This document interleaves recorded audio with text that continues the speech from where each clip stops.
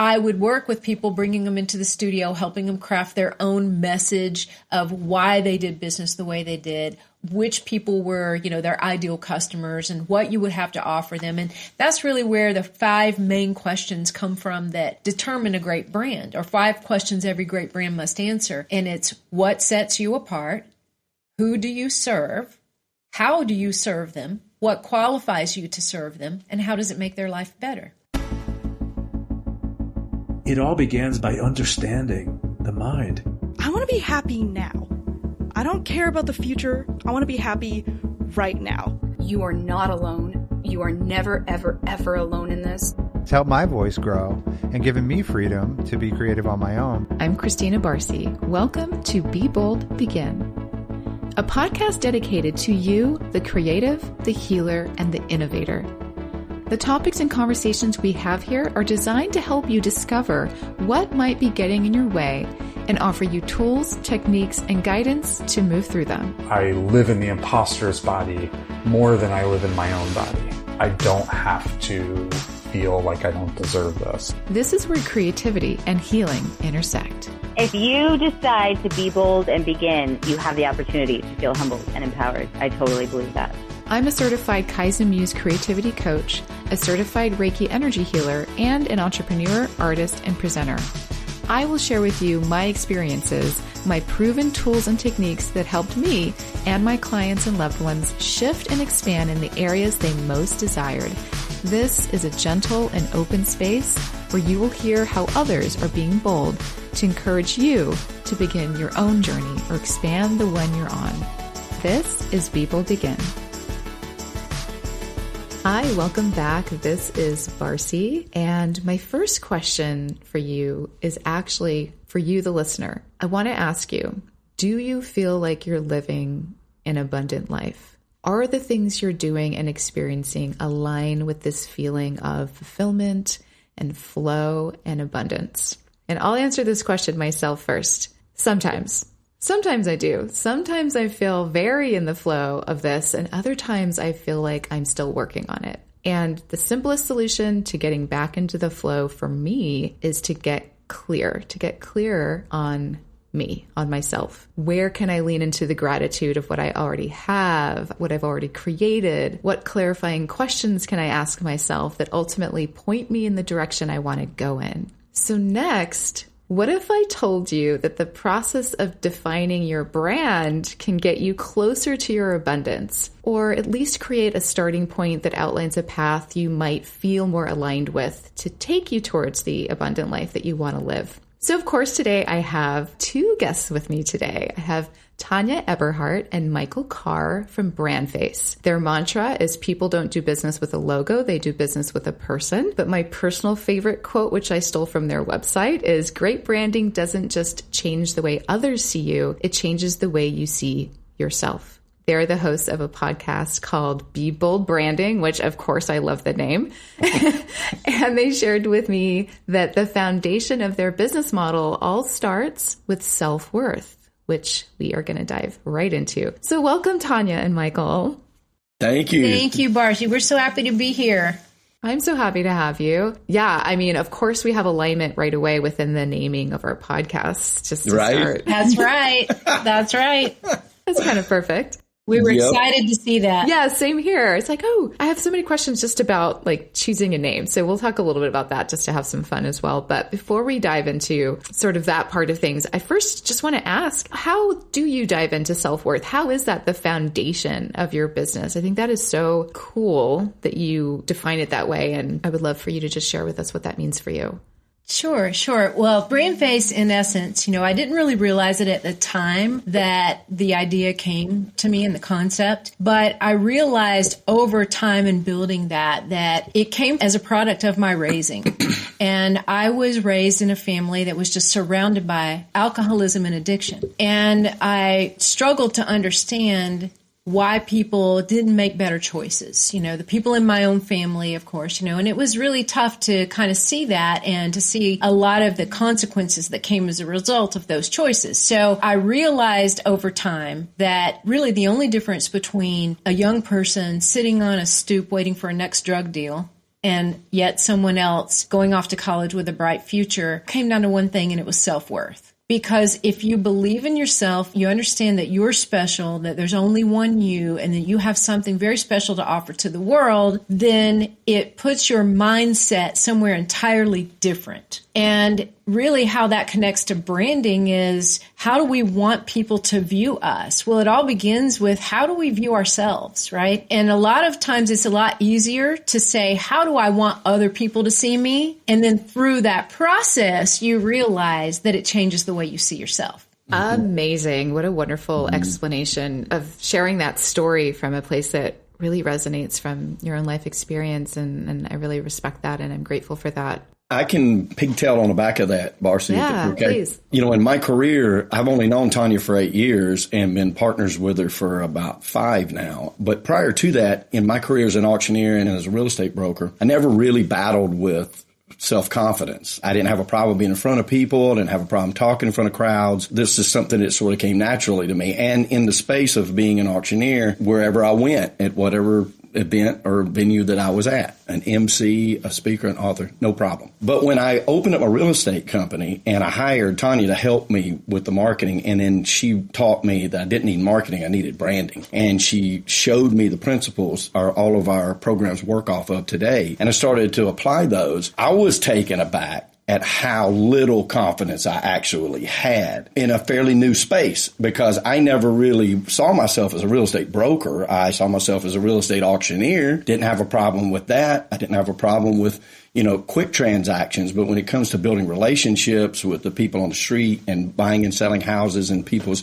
most valuable possession a lot of times, and in training up other people under that, I lacked in the self-worth of confidence that you might need. And in time working with Tonya, it ended up being my passion. And now all I live for is to help not only our Brandface clients, but also my particular company and sales staff become as great as they can ever possible to be, and offering that opportunity and showing them a lot of times what she showed me. You have a lot more value than you're utilizing. And that's another way that branding process really brought it out of me. And that's why I wanted to buy into the company, because it just really helped me realize my legacy, what I want to try to work for.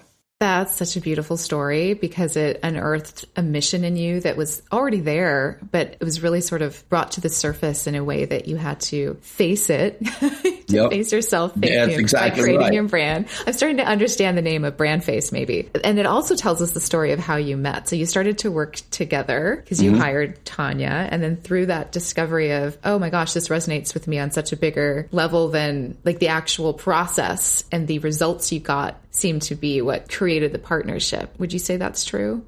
I think it's pretty close. I really do. We got tricked into working together. It's a funny enough story to tell. So, I'm a real estate auctioneer and I'm traveling all over. I've sold more real estate individually than any broker on earth. Well over 78,000 transactions. I don't say that to brag. I just say that because at the time that I met Tonya, I had an office in Irvine, California. I had an office in Seattle, Washington. I had an office in my hometown of Atlanta in the suburbs. And I was flying all over, about 250,000 miles a year, about 100, 125, maybe 150 nights a year in a hotel. So we were trying to clean up the bank's mess, right? As we worked ourselves out of a job, and I came back and I bought a piece of property, wondering what am I going to do, right? And so I bought a piece of property and meet this super nice lady, and she had the listing, and she goes, look, you need to open up a brokerage. And I said, okay, never thought about it, but I got to have something to do when I get all this other mess cleaned up. Sounds good to me if you'll help me. And then 2 weeks later, she's like, your marketing is non-existent. It stinks. And you need my niece, because she is a marketing genius. And at the time, I was so busy, I didn't think. And I'm like, no, I don't need all that. So she kept hammering on me. You need to call Tonya. You need to call Tonya. Unbeknownst to me, she was telling Tonya, Mike's expecting your call. Mike's expecting your call. So finally, I get this phone call from Tonya, and she says, hey, I don't know if I'm supposed to call you or you're supposed to call me, but Carolyn says that we're supposed to be talking. This is what I do. And I will admit I was a little rough on her. I said, look, I've had 5 others just like you, and yes, I don't need another one, because I had gone through the disappointment of these marketers that knew what they were talking about, and they were going to save my company and blow this thing up and everything. So I was really hard on her about it. So we still laugh at Aunt Carolyn matchmaking marketing and business together, right? And then out of that grew of course, what I learned about branding from her, and it's totally changed my life. So now I just tell people the secret to my success is just doing what Tonya says. Well, I want to dive super into that because it sounds, first of all, a process that I resonate with, which is inside out. But I want to understand how you work. But first, I want to ask, as a starting point, Michael, what was it that felt really different for you this time that you were like, oh, this is what needs to be happening. This is what didn't happen before with these other marketers. I know that that's actually not your focus, Tonya, but... Yeah. Maybe that is the key to the answer, but you tell me. It's a great key. It's a great key because I didn't know the difference at the time. And I was not afraid to spend money on advertising. I was not afraid to promote. Being an auctioneer is what you do, and you promote what you're selling, and drawing crowds and interest into something. So that came naturally for me, but I didn't realize I was doing it all wrong. At the point that I met Tonya, I was still one of those people that would say marketing doesn't work. Like, I just thought you just had to spend a whole bunch of money to make it work, and it was no trackable evidence to how it works. And she taught me totally different. And during that time period when I was really hard on her, I was really just putting her through the fire, and she was answering the questions in ways that I didn't even think about. And she began, even in those conversations, to change me from a marketer, somebody that knows how to market or does market, into somebody who knows how to build a message and then resonate that message to your clients. And that is really, until you do that, you'll never find any ROI at all, any trackable ROI on any kind of money that you would spend on advertising. So I could tell through those conversations over the course of about 3 weeks, I'd say about 3 weeks, wasn't it? We were back and forth. I was answering questions. And then I was in San Bernardino, California. I was grilling her again. It's probably the 10th time. And she finally says, listen, I've answered every question that I can answer for you. From here on out, you just have to trust me. And I said, well, I was going to do that 2 weeks ago. I just wanted to see how much of a beating you could take. So let's get started. Oh, man. Luckily, we both have a good sense of humor. So I took it on the chin and I said, okay, I'm going to make you work hard now. And she did. You actually started to answer my next question I was forming as you were talking, which is how hard was it to start to trust the process? Because that is always the scary part. It's like, when do you know that it's the thing you want to lean into? And then really we get in our own ways, right? Like, we're having to face our own fears and we're like, I have to do all this work on myself to get to this thing that I thought has nothing to do with me. Like, what was that like for you to go through that experience? Because of the way we started, but when I agreed to go with her, I abandoned all fear to it. I questioned things during the process, right? Just like a lot of our clients did. Like, why are you asking me all of these questions? Like, what does this have to do with? And I would ask her that. And she was just like, relax. Well, I'll get to it. You'll see. It'll develop. And it developed quite quickly, too. I began to see that. And I began to see how she paired everything up, how she began to mold the person that was going to be the face of the business, to bring out what it is that I didn't even realize. Like I said earlier, going back to realizing that's what I want to do now for the rest of my life. She was unearthing that through learning who I was. And it is that process. And it's so vital. We even argue B2B, like business to business, it's important because people, no matter how big even the corporation is, people are still trusting a human being to act upon what they've promised they can deliver. And that's very important no matter how big the business is. And it's really important for those of us that are on the street that, build a lot of our business on how we're recognized in the community. And people can detect whether it's a true part of your essence, it's who you and what you are, versus something that is a little fabricated and looks shiny. But when you get in there, the deliverables start to suffer, the outcome, you can feel it usually, but then something kind of starts to fall apart. That's a good process. A good point to make is it truly does seem to be that she brought your essence forward and identified that through this process. I want to go back to something that you said, Tonya, in your story, because it's kind of a big deal that you made this recognition that the mindset is the difference between someone who goes in this direction or someone who goes in that direction. Can you talk to us a little more about how you came to figure that out and what changed for you and how you leaned into this career? And maybe that's a long story between the point A to point B there, but I'd be curious to know. Sure. I'll make it as short as I can. So my career started actually selling vacuum cleaners door to door. And I did that to pay my way through college. I did that for 3 years. And I learned instantly that I could not just walk up to a door and expect somebody to open it and say, come on in, have some coffee. I'm going to get out my checkbook, right? So you had to present yourself a certain way, in a very authentic way, in a way that people would want to help you. Let me just demonstrate this vacuum cleaner, right? So I did that for a few years. And And then I was discovered by somebody in the radio industry. And that person said, okay, you would be great in sales for radio. So I want you to come apply for a job. Fast forward 18 years after that, I was in the media industry still, in the sales side of things. Well, when I first got to radio all those years ago, one of the first things I noticed was how some business owners in the market were like rock stars. You would walk into a networking event and people would be clamoring to have a discussion with them. And I thought, who are those people? And I realized the one thing they had in common was they were a very recognizable business figure because they were the face and the voice of their business. So they would do their own radio commercials. They were in their own newspaper or television ads. At the time, there was no internet. That's how far back we're talking. So I began to understand that psyche of how that worked. You presented yourself and almost made yourself like a local celebrity. So I would work with people, bringing them into the studio, helping them craft their own message of why they did business the way they did, which people were, their ideal customers and what you would have to offer them. And that's really where the 5 main questions come from that determine a great brand, or 5 questions every great brand must answer. And it's what sets you apart? Who do you serve?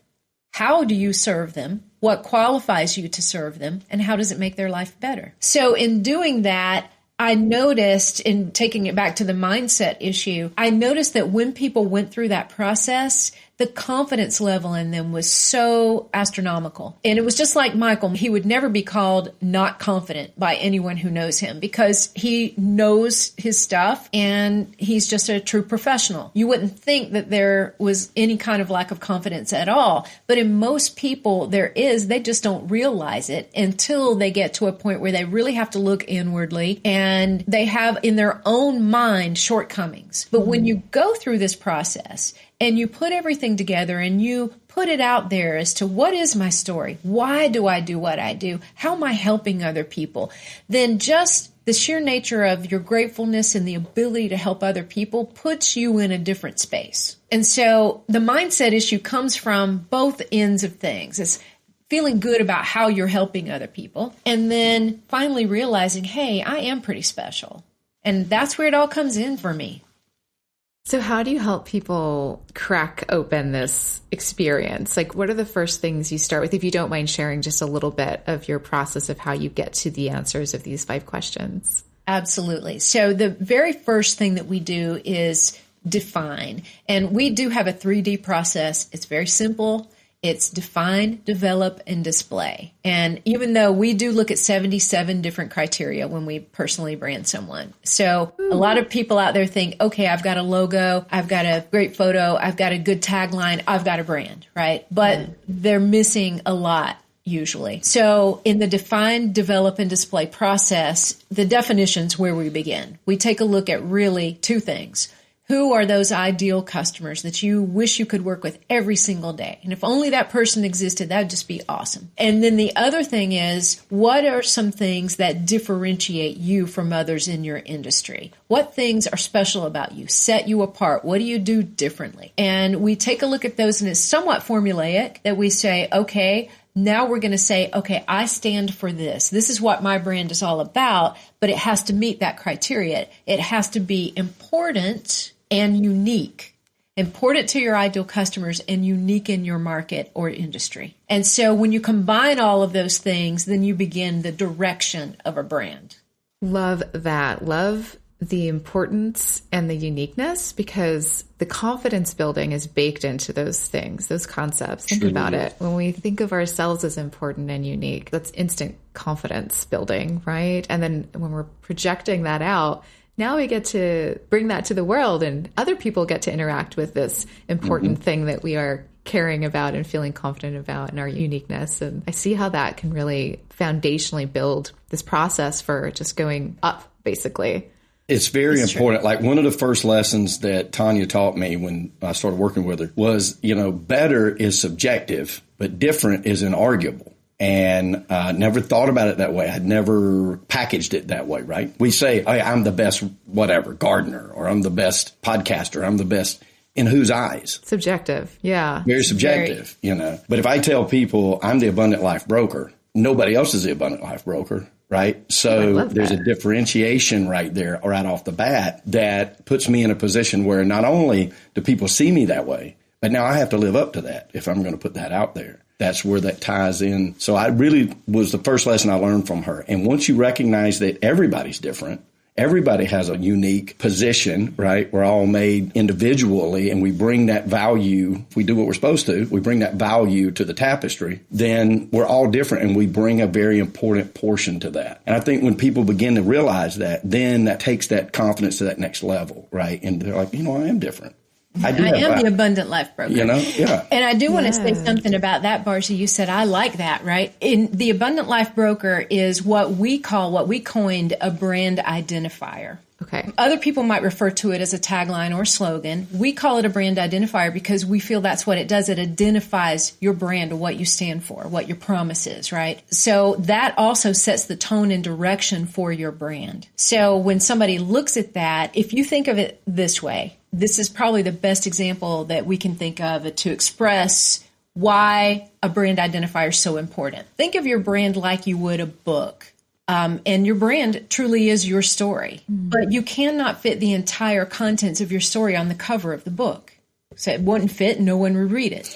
So, however, you have to put something very compelling, eye-catching, attention-grabbing, unique, something that makes you stop for a moment and say, oh, the cover of that book looks very interesting. I might want to pick that up. And let's assume you're walking down through Barnes & Noble and you see 6 or 8 different covers, but one of them really speaks to you. You pick it up, you open the first few pages of the book. And that's what a brand identifier is designed to do, which is that 75-mile-an-hour view of, boom, this looks interesting. This looks like I might want to explore a little bit deeper. And so that's really what's important. You've got to have something to catch their attention. And I think it jumps right into this alignment place with the people you're trying to find, right? Like it takes me right to this niche conversation that a lot of people are afraid to niche down because they think you're going to miss out on all the people. But that's kind of the opposite of what we want to do when we get to the marketing stage and even in the branding stage, it seems. So I'm talking to a lot of newbie podcasters at the moment, and they might be tuning in as well as maybe new creative entrepreneur types. So I talk about niching down a lot, but I think it's so powerful when we get it right. This is why I had a reaction when you said the abundant life broker. It's like, oh yeah, like I'm here for that. I want to work with that person because I already know that that aligns with so many things about myself. And if I need a broker, I want to work with you. I might need that in my life. It just helps me completely understand what the energy might be when I do business with you. And the same thing goes for creating a podcast title. Like it's like the book cover you're describing, Tonya. So how can we help people understand the importance of niching in relation to the abundance conversation so that it actually brings you more, not less? Oh my goodness. Because if you think about this, if you try to help everyone, you'll just help yourself right out of business. That's a good one. You can't possibly serve everyone. But think about this. If you're the abundant life broker, if you present yourselves a certain way, like I'm branding agent to business stars, that's my brand identifier, branding agent to business stars. Don't you want to be a business star? Don't you want a branding agent, right? And so it just kind of like pulls you in a little bit, but it also lets people know where they fit. It gives people a home. Because like Michael comes from the real estate industry and we do business with a lot of different, podcasters, speakers, authors, coaches, people in the real estate industry. If Michael said, I'm going to help anybody who wants to buy or sell a home, do you feel pulled to that? Do you feel attracted to that? You just feel like one of a million, not one in a million, right? I feel confused. I immediately go, I don't know what to do next. Exactly. But when you put a brand out there that says, here's exactly who I work with, here's what I do for you, here's how I'm going to help make your life better today, then I feel there's a home for me there. And there's nothing that replaces that, And Michael has a great quote about confusion. Ooh, what is it? You can't calculate the cost of it. Like how many people we deal with every day that just like, I don't know what I do. Like I get up in the morning, I don't know what to do, right? I don't know what. We're like, okay, look. We can help you focus, right? Because that's the key, focus. Less is more in so many ways. And it really blows my mind in the real estate genre when we talk to people about niching down and they're like, oh, I just don't know if there's enough. And I'm like, I assure you. There's more than you can handle. Pick it. Like you could just say, I'm only going to work with 55-year-olds and you'd have more business than you could ever handle. And if you knew everything about being 55 or what that stage of life is like, think of the value you bring, right? Now start calculating how many 55-year-olds you know. Are you telling me that there's not enough business, not even be able to get to it all? But it's hard to do that. And I did it too. Like, I want to take over the world. I'd love to be the greatest, the biggest broker in the world. I'd love it, right? Move over Gary Keller. I love it. But I can't determine that right now, right? All I can determine is I live in this town and I can be the most dominant in this town. Okay, now I'm the most dominant in this town. I live in this county. I can be the most dominant in this county. Okay, now I live in this region, but for some reason our minds are so creative and we run into this all the time with our clients. They just, I'm going to build this national team. Yes, we support that. We're going to help you do that. But let's pull this thing down just a minute and let's own this street. What kind of team are you building, right? Yeah. What kind of team? It has to be. It does. You have to be specific in your goal and then you can obtain it. And Bran helps you to do that. And then you just add to those goals. And yeah, let's shoot for being the largest team in the history of mankind. That'd be awesome. But let's start right here with, this first step. People have a hard time doing that. I had a hard time doing it. If you think about podcasters for a moment, there are 2 million podcasts now across the country. And how is your podcast going to stand out from all those others? Well, a podcast speaks to people. It compels people to want to listen. If your content meets their needs, if it really fits, if there's an attraction there. But think about all the different podcasts out there. Do you really want a whole bunch of listeners that are just like barely listening? You want the ones who are engaged, who are dialed in, who are really like supportive and are going to follow you. And that's the big difference. And interact. And so, we already know that you want to grow, on your social media and all the other channels that you need to be on and be active on if you want to grow your podcast or your speaking career or your coaching career. You have to be everywhere, right? And you need that interaction with people. And they're only going to interact if they truly like your message. So niching in, it's like one of our friends, and you'll remember who it was. I can't remember. I'm so sorry. But he said, if I could have a captured audience of 10 or 20 people that are listening to me, like literally dialed into me, I'd take that over 2,000 people that just show up as a subscriber.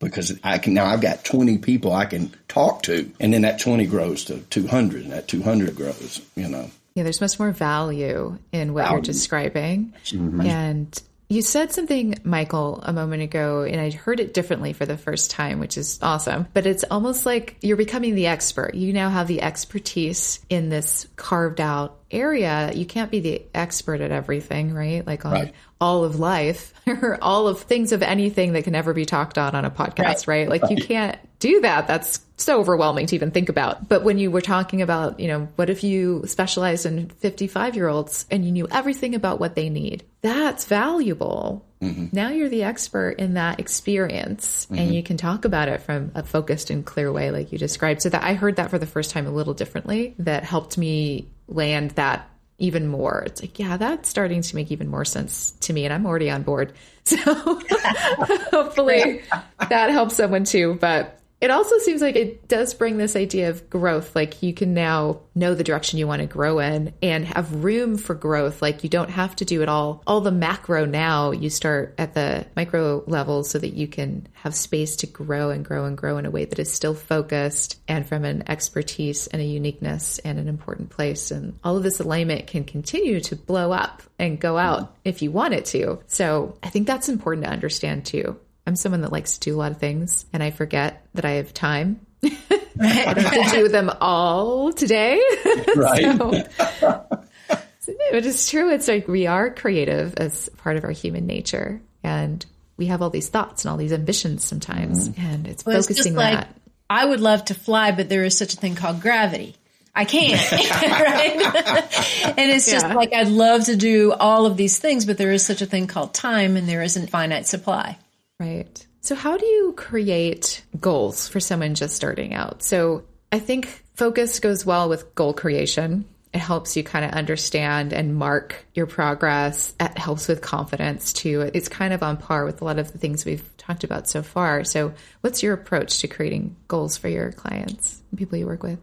Well, the first thing that I would say is the goal should be you need to know who you are and what your message is before you do anything else. And think of it like this, Barcy. You want to market yourself. Like Michael says, you have to be so many places and you've got to put your message out there. But how are you going to know what to put in your marketing or even where to market yourself unless, first of all, you know who it is you're trying to market to, who you're trying to attract, and what is it about you that will attract that person? Then you formulate that message and image, which is your brand, based on those things. So I would say start at the beginning. Goal number one. I know that sounds very elementary. It's true, though. But start at the beginning. Start with the define phase. And we hear this a lot, too. Oh, if I could have done that by myself, I would have done it a long time ago. Well, that's why we're here. And the reason for that is it is hard to see the label when you're inside the jar, right? So having somebody step back and look at you and really see you, see the authenticity of you and the story. I can tell you that when we do what we call brand messaging reveals, where we're telling somebody's story, we write their biography, and that weaves the story of who they are both professionally and personally, we have had many, many, many people cry on that meeting, just because for the first time in their lives, somebody has put it into 5 or 6 paragraphs, their life story in a way that they're proud of. It's like so many times they say, I just didn't realize that I had actually accomplished all of that.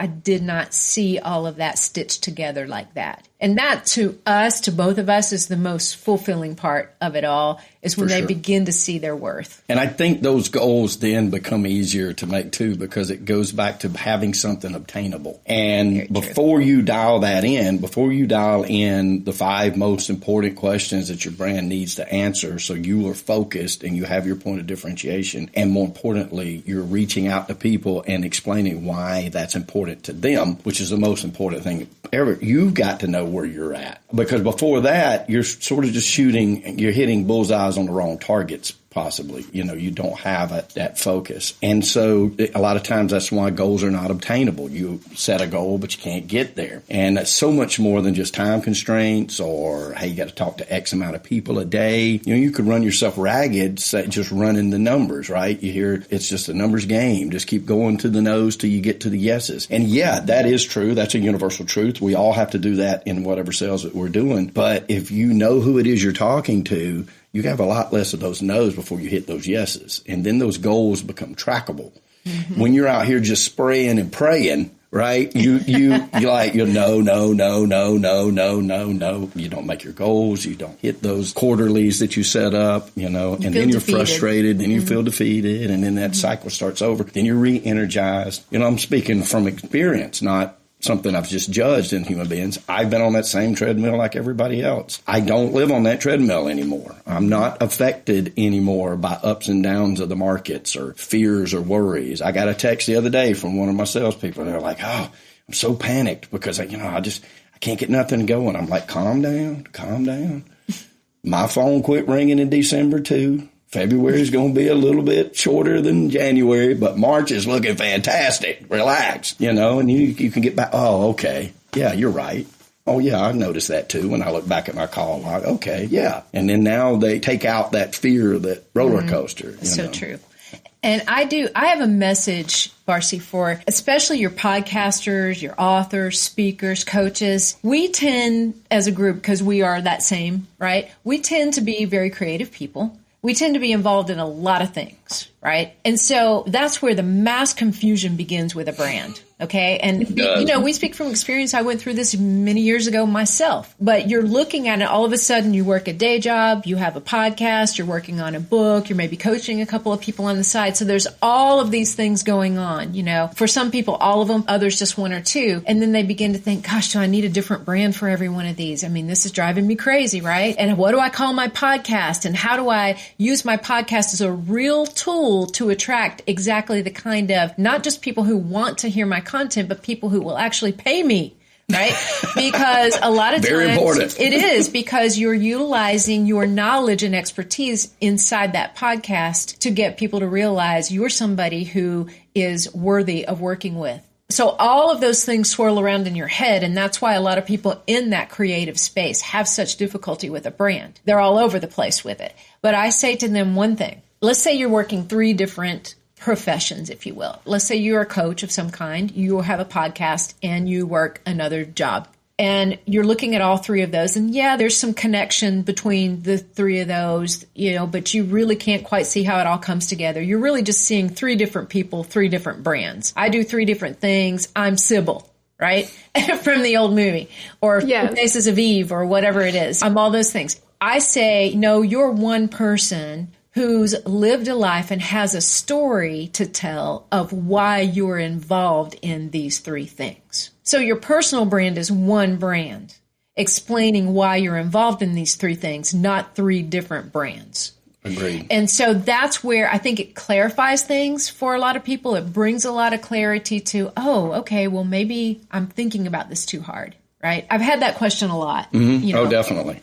It all makes up who and the why. And that's what so many people leave out, and why they think I've got a photo and a tagline and logo, and now I've got a brand. No, you don't really have a brand. Yeah. And maybe it works for these 2 things you're doing, but it doesn't for that 3rd. Yeah. And there is a way to pull all of that together as long as they're related and part of your story. Mm-hmm. Okay. Is the solution to pulling them all together the same thing that you just mentioned of pulling your story together, like understanding the connection that you have with all 3? And positioning yourself as someone whose story explains why you're doing all 3. And you've got to pull it all together, assuming that they are stitched together and that there's a common thread, right? Assuming there's a common thread. And most of the time there is. Yes. I'm thinking about this because I'm in this place at the moment.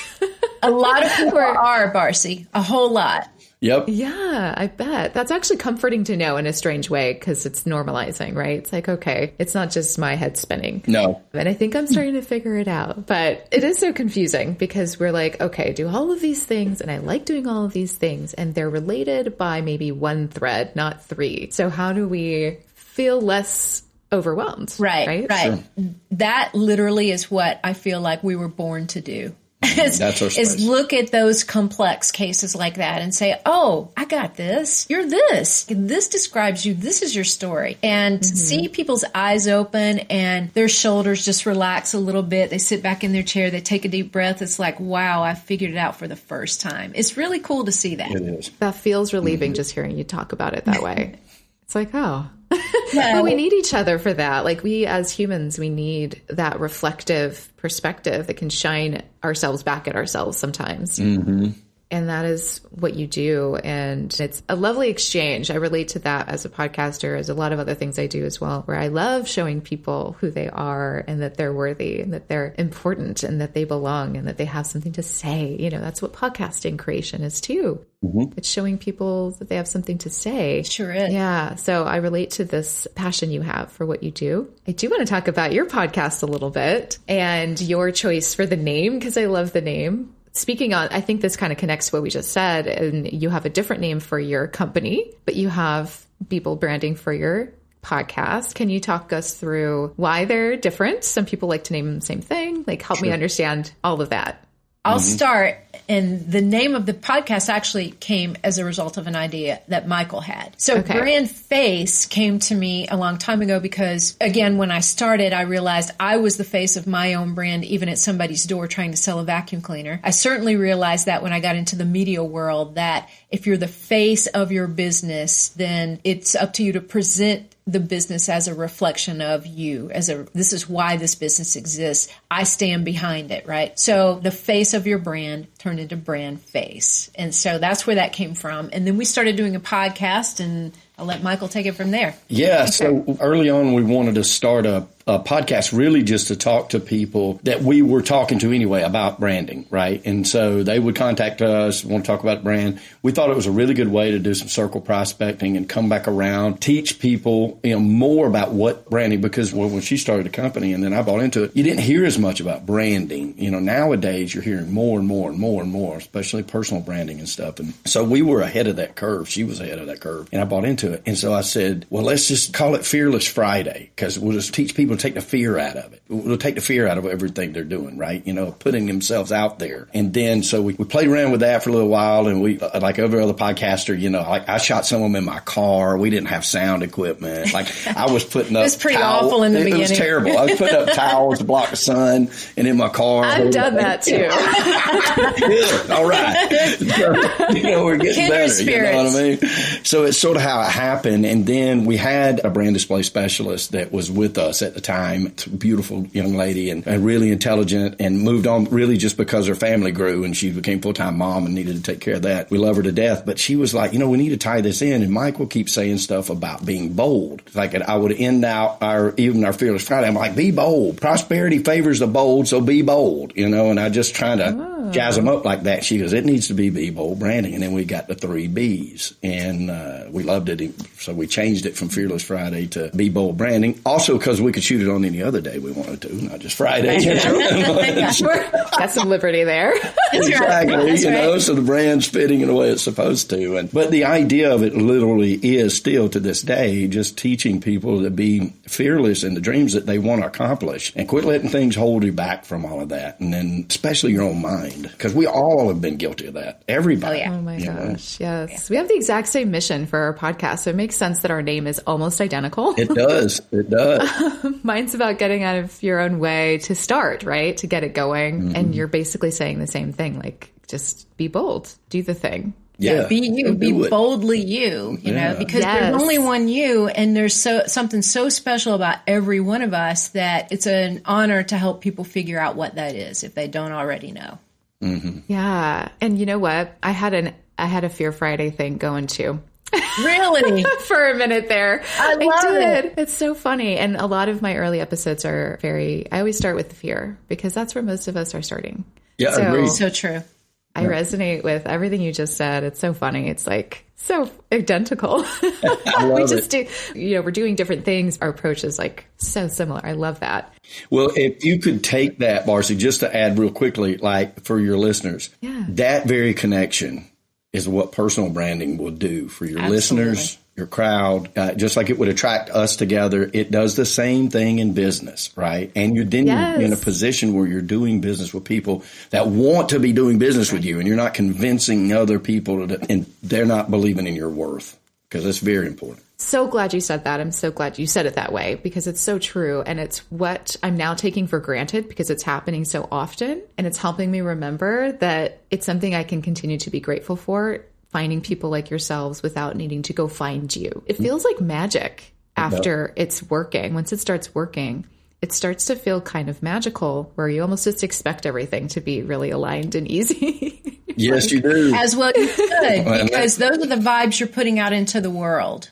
So important. Right. It's so important. It's not that bad things don't still happen, but you definitely don't look at them like you used to look at them. You don't expect them every day. You don't expect them every day. And you don't get up going, oh my God, what am I going to face today? No, you get up with a rah-rah-ree. And every now and then something hits you and you're just like, tomorrow, I won't even remember that. That's not. And that's circumstantial, right? Like that is just, that goes back to, we can't control that stuff, but we can control, like Tonya brought up earlier, our mindset. Yep. And that's the big shift that I want everyone to have a moment with themselves like that, where you go, oh, I could do this simpler, easier, more aligned, more authentic, more me. All of that is like my big goal for people, because it is that magic moment you talk about when you read someone's bio to them that you've created and they see themselves in a way that they haven't had an opportunity to before. And that is such a beautiful, beautiful thing that you're doing. So I'm so glad that you work in this way with people, because it's needed. Even if no one's doing anything with their brand, like what a beautiful experience. I never even thought of it that way, to be honest with you, that even if they don't work on their brand, what a great experience that is. To have somebody else recognize your worth is a wonderful thing. We are blessed to be able to do that every day.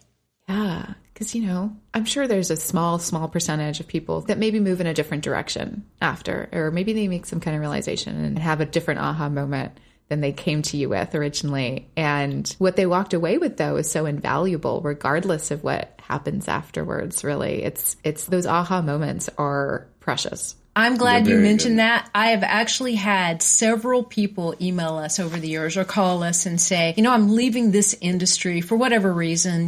Maybe they were helping an aging parent or their kids were growing up. They wanted to do something different. And they said, but I just want you to know that this process, going through this process, has helped me in so many ways that I may be leaving the industry, I may be leaving Brandface, so to speak, but it's never leaving me. We've had several of those emails over the years and phone calls, and those are all just precious because that lets us know that the impact that we've had on them extends beyond just their profession.